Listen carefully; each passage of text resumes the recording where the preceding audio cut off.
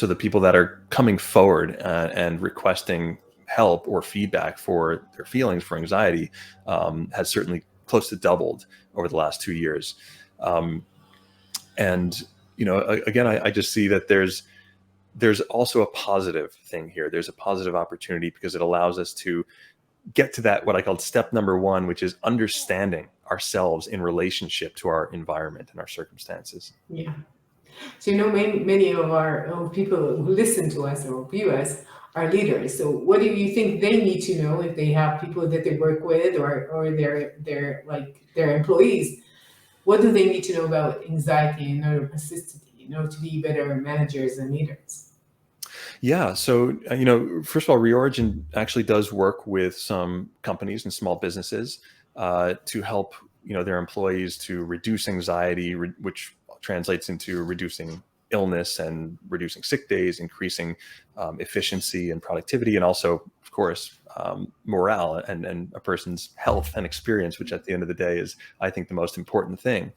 Um, I think as a leader, it starts with yourself. It starts with you being the one to, take some of these things into consideration and determine how you want to be. Because we know in an organization, especially in small businesses, there's this ripple effect that happens where people sort of look to the leader. How are they going about their day? How are they handling themselves, managing themselves? And then people tend to follow suit.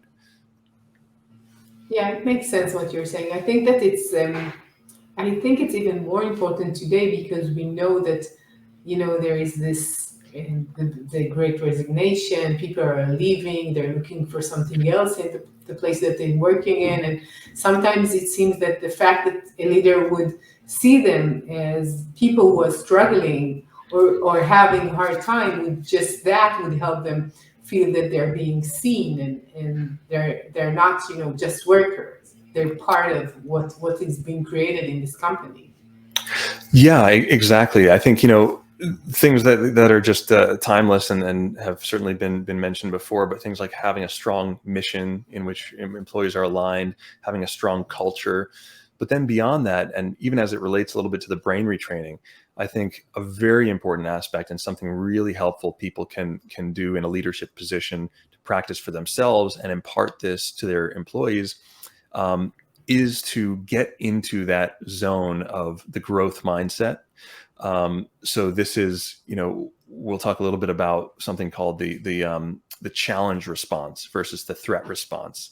Goes a little bit back to what I mentioned about like the elevated heart rate, where, if it's coming Yeah. from the panic attack versus running up a flight of steps, the elevated heart rate coming from running up a flight of steps is a challenge response. The other one, if you have a panic attack, that's another way to get your heart rate up, but that's what we would call a threat response. Both are very, very similar. Now, biologically, they're almost identical, but the experience of them is completely different, because when you have a challenge response and then the heart rate settles down, what happens? Well, you want to do it again. It actually is, it's a rewarding feeling. It feels good. It Mhm. builds confidence. When we have that threat response, or we're stuck in that place where we feel like our day is, or week or month or 90-day period is constantly just about getting through things, that even though it has a same excitatory response, it actually depletes us of energy. So, for any leaders out there, or anyone managing people, one of the things that's most important is to keep the energy up. To keep energy up, and one of the ways that we can help to foster that and to do that is to, within ourselves and within our employees, encourage this growth mindset and practice really viewing things as challenges and as opportunities, right? Anything, even Yeah. problems that come up, whether it's a customer service issue or something, these are all opportunities to grow. And so when we orient toward growth, improvement, expansion of our abilities, um, I think that's something that translates to connecting, something that's good for the organization, good for the customers, as well as good for the employees. Because at the core, I think a core value that we all share as human beings is we want to evolve positively. We want to improve and expand. And so I think when we set up our organization in a way that really optimizes for that, and even sees every challenge or a milestone along the way as another opportunity to expand. This is something that I found to be a great way to stay motivated yourself, Yeah. as well as to really bring a team together. Yeah, it makes sense. You mentioned the growth mindset.